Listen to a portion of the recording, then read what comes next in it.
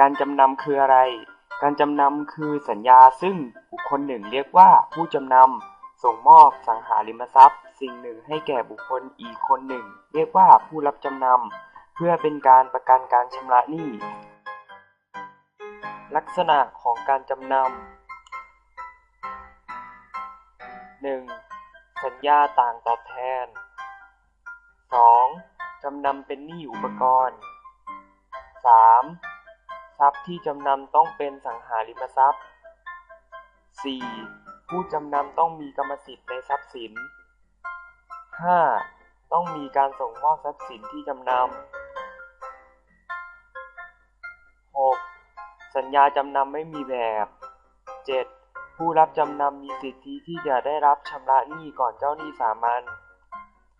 8. จำนำต้องเป็นการประกันหนี้ที่สมบูรณ์ 9. การรักษาทรัพย์สินที่จำนำ 10. การตกลงบังคับจำนำก่อนหนี้ถึงกำหนด สิทธิและหน้าที่ของผู้รับจำนำและผู้จำนำผู้รับจำนำสิทธิคือ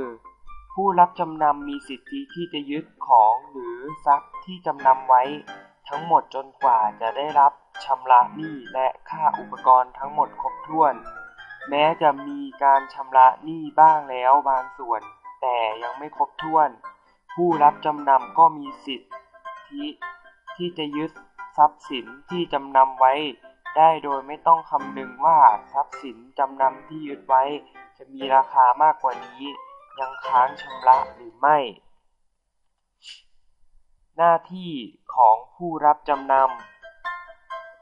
1. หน้าที่รักษาและสงวนทรัพย์สินที่รับจำนำ 2. หน้าที่จะไม่นำเอาทรัพย์สินซึ่งจำนำออกใช้